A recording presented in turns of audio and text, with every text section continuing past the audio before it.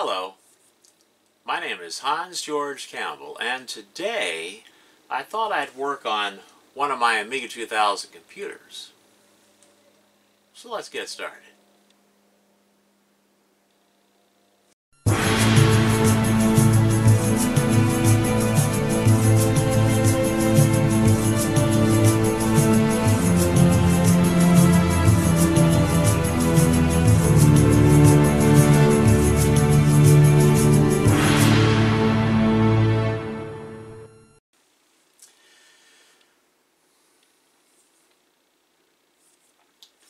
Okay, some of you may have remembered the 20th anniversary Buddha IDE videos that I did last year. I did 2 of them. And if you saw those videos, then I'm sure you'll recognize this Amiga 2000 computer. I guess this is a follow-up video on my experiences with the 20th anniversary Buddha IDE. Okay. Now, I have a 1.2 gigabyte IDE hard drive right here. And I was able to format it and install Workbench and my programs on that hard drive with no problems. That hard drive works, a mechanical hard drive works great with the 20th anniversary Buddha IDE board. It works great. No problems formatting the drive, no problems with it recognizing the drive. It works great. But I can't say the same thing about the compact flash cards. This is one of the best compact flash card adapters that you can buy. I mean, it cost me like around $48 to give you an idea of the quality of this compact flash card reader. It's a good reader. There's nothing wrong with this card reader or the compact flash cards that I've used, because I've recently formatted them using the Amiga emulator on my PC, and those cards tested fine on one of my Amiga 1200 computers. They work great. So there's nothing wrong with the compact flash cards. I'm quite sure there's nothing wrong with this adapter. But for some reason, I could not get any compact flash card to be recognized by Workbench with this Buddha IDE. So, and that was my whole intent. That was the whole purpose of me getting the Buddha IDE board in the first place. Okay, I wanted to be able to back up my hard drive and back up my software and stuff onto compact flash card. It would also be a great way of getting software back and forth between the PC and the Amiga. Okay, because I have one of these on my PC. And so I was really disappointed when I found out that this did not work with the 20th anniversary Buddha IDE. And that's been my own personal experience. No matter what I did, or no matter what I do, I cannot get the 20th anniversary Buddha IDE to recognize this compact flash card, or any compact flash card. Okay, I've tried other compact flash card adapters too, and the same results. It will not recognize a compact flash card. And I have the latest firmware in my 20th anniversary Buddha IDE. I've got the latest firmware, so that's not the problem. And like I said, mechanical hard drives work great on it. Works great, no problems. Okay.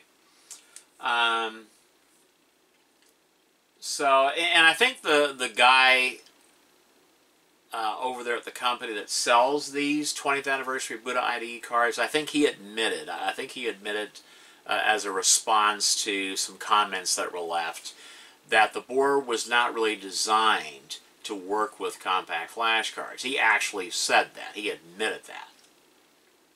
Okay. Some people have gotten the board to work with compact flash cards, but most, like myself, we can't get it to work. So I'm not going to mess with it. I'm the type of person where something either works or it don't work.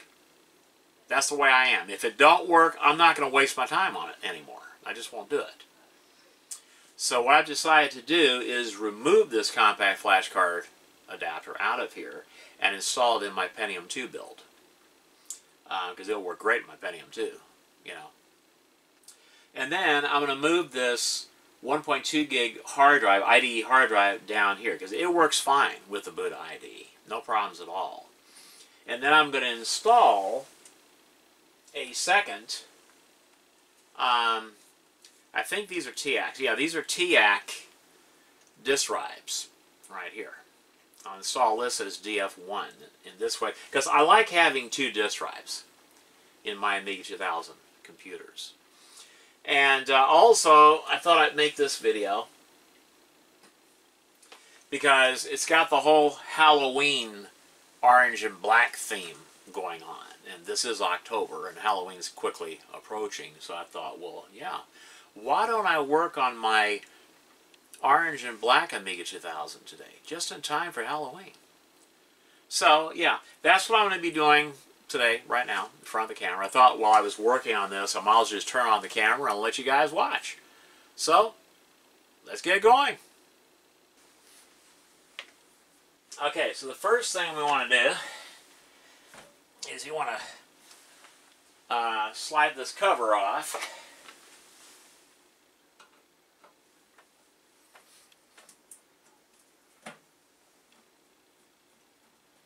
Now, the case screws here they're 4mm. You cannot use American standard screws with the Amiga 2000 computer. This is a metric computer, so it uses all metric hardware. So, yeah. And the smaller screws, like for the motherboard and for the drives and stuff like that, those are 3mm. Those are 3mm. And that also includes the screws back here. The larger ones are 4mm, the smaller ones are 3mm. So don't use American standard screws.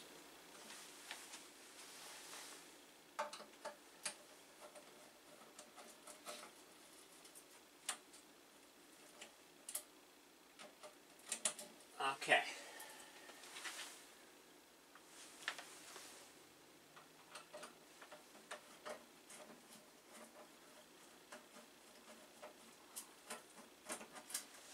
And how I have these set up, I usually have the bolt, okay, then a lock washer, and then a regular washer. And the reason why I have it like that is so that it keeps me from over-tightening the bolts, because you don't want to strip out the threads on these old computer cases, okay? When I see that lock washer close up, it's tight enough. Just snug it.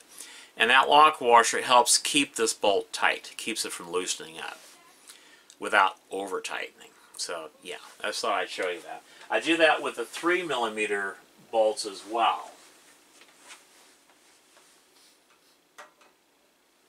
Yeah, and you can get metric hardware like this from your local Ace hardware store. That's here in the United States. I don't know what you guys have over in Europe. You probably have something similar. But, yeah. Ace hardware here in the United States, they sell metric hardware. So, yeah. Okay, so we're going to take this off. Got to tilt it up a little bit.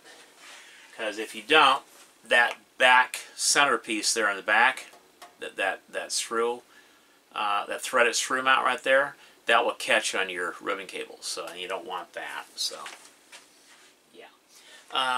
Let's see. I'm going to go ahead and put this over here, out of the way. All right. I don't know if you noticed it or not, but okay, these drives, they're not the same height.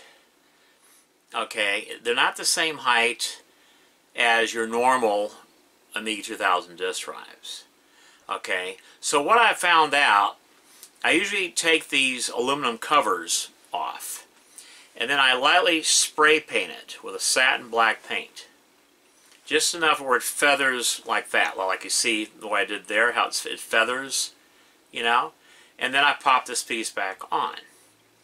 And then the opening, the slight opening above the drive doesn't look that bad because you see nothing but black.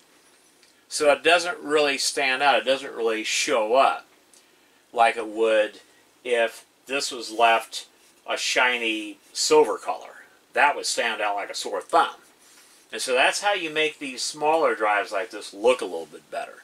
You just spray paint that shield, you know, with a little bit of black paint, just and that's it. Just, you know, you don't have to paint the whole thing. Just basically the front part of that aluminum shield.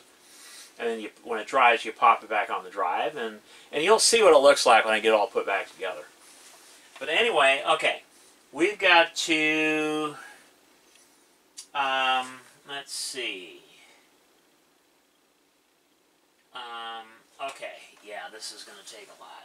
It'll take a lot. The first thing I'm going to need to do is to remove my Commodore Amber board, the Flicker Fixer Scan Builder board. Yeah. I like removing my boards when I'm working on stuff. I don't like to be lazy and, you know, I don't want to do that.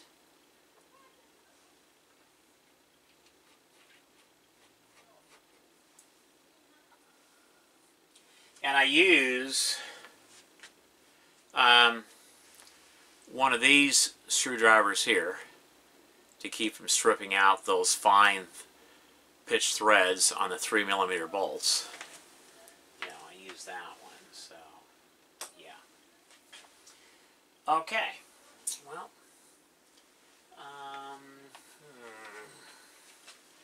pull this board out. I had a washer, there's a spacer. I need to put that back. Yeah. But anyway,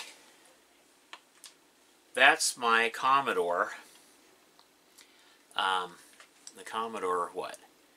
A2320 Flicker Fixer Scan Doubler board. In case you guys have never seen one of these. To me, this is a must-have for an Amiga 2000 computer. This is a must-have. I mean, even if you use a CRT monitor like I use, I like having the option of using an LCD display or a VGA monitor if I want to. I like having that option available. Okay, so I removed that board. I need to remove that. Okay. I need to remove this cable right here. Okay. I need to remove this. Alright. And I'll remove it from the Buddha IDE in a moment. Okay. And then, well, shit, actually I may need to remove it from the Buddha IDE. Okay, remove the... Okay, so the res... Okay, so there's that. I think I need to remove the Buddha IDE. Yeah, remove that board. You don't want to touch the fingers with your hands. I mean, these card edge fingers, that's what they're called, card edge fingers.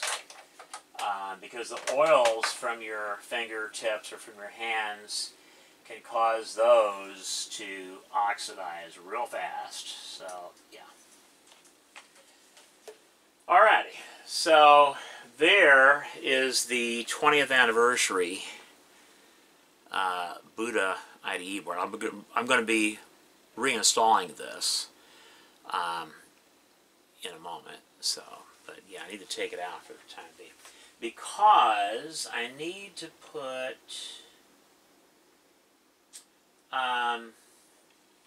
okay, I'm going to need my goggles because I'm an old man and my eyesight is not as good as it used to be. You know, not as good as it used to be. So I decided to go ahead and put this dongle back in and just leave it. And this it has a software on here, not a dongle, but this, it's like a compact flash card. It's a DOM. That's what it's called. I think it's called a DOM, this part right here. And it has a software that allows you to install Workbench 1.3, I think it's 2.1 and 3.1. Yeah, so that's what's on there. I decided to go ahead and put this back in here. Okay, and I think it's keyed. It is keyed. It only goes in one way. So, yeah. Go ahead and put that back in. Like that.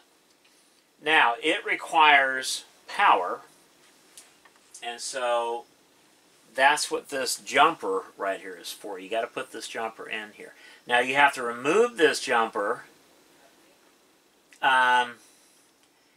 if you're using a ribbon cable. If you don't, you will damage the board and possibly the computer whenever you have it plugged in. So, yeah.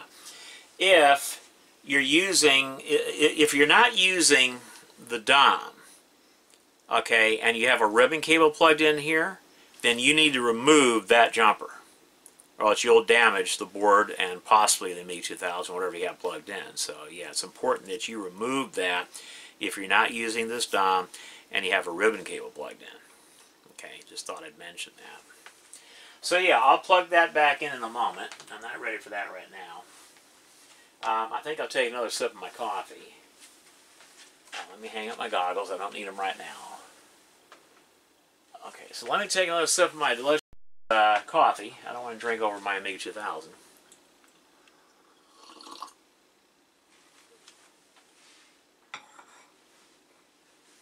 Okay.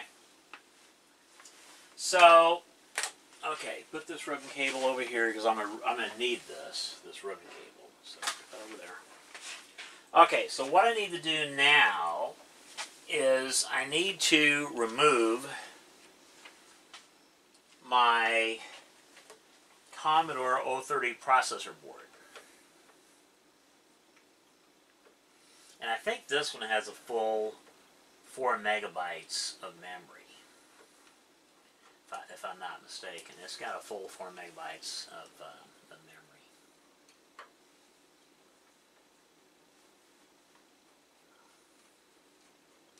And 4 megabytes is plenty, because I also have 1 megabyte of chip memory in there. So that's 5 megabytes in this computer. And that's plenty.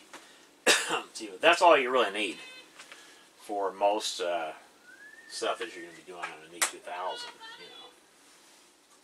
So, okay, I need to pull this board out. It's a lot easier if you loosen up these bolts here on the power supply, right here. Just loosen these up a little bit. And this way, that allows this to flex a little bit if it needs to. Okay, and now, pull that board out. Alright.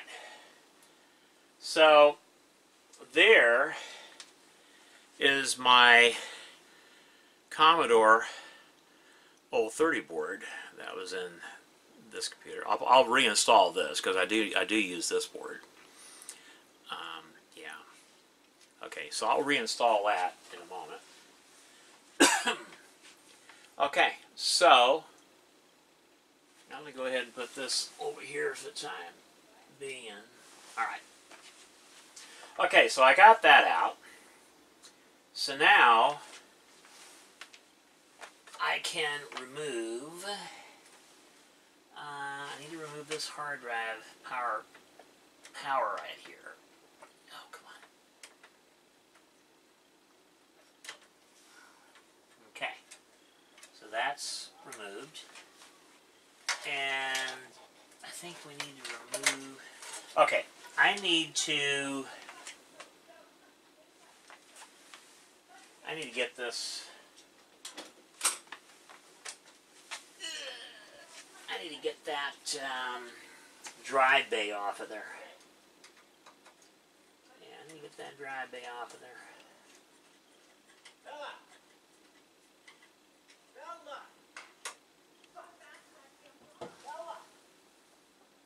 Okay.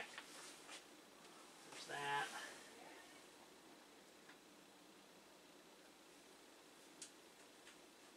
Yeah, I've been meaning to do this for a while, and I just been lazy lately and haven't done it. You know, but I decided to go ahead and do it today. And this is up on the second row of holes, not the first hole.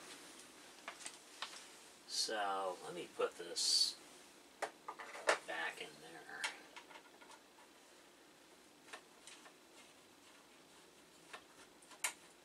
Okay, so there's that. I don't want it flopping down when I remove this bolt. Yeah, it might flop down. Okay. So that worked out good. Okay. And then this just lifts up like that. And I'll remove this in a moment. The drive. Okay, so now I can pull this cable out of this adapter. And I'll keep it with the adapter because I'll be putting this adapter into my Pentium 2 build.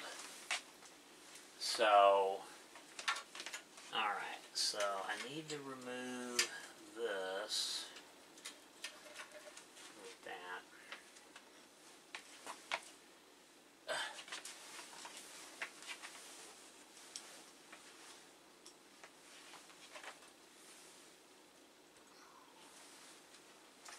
Yeah, I figured that since I was working on this today, I might as well just turn on the camera and let you guys watch what I'm doing. You might enjoy it. I don't know. It's better than the same old Apple videos that I seem to have been putting up lately. I mean, a lot of you are probably wondering, what is Hans become an Apple fanboy or what? No, I haven't. I haven't. It's just that when I get vintage computers in, no matter what they are, I like to do a video about the computer that I get in, the computers that I get in, and post them on my YouTube channel, But I am still an Amiga fanboy.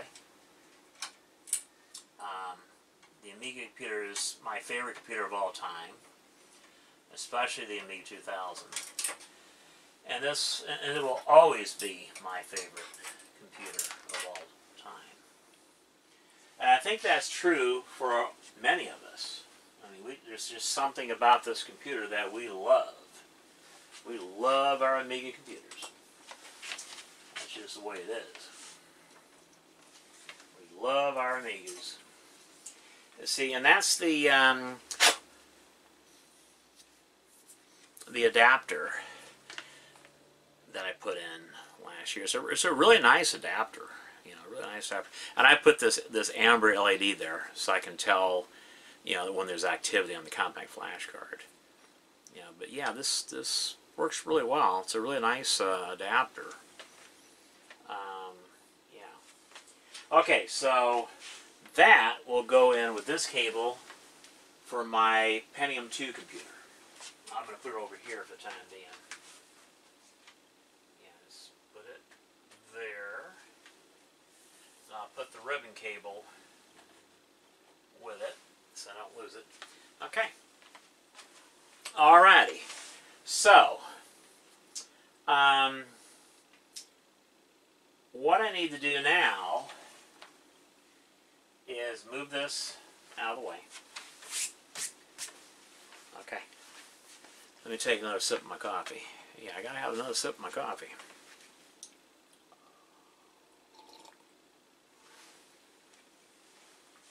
I'm thinking, though, I don't want to make this video too long.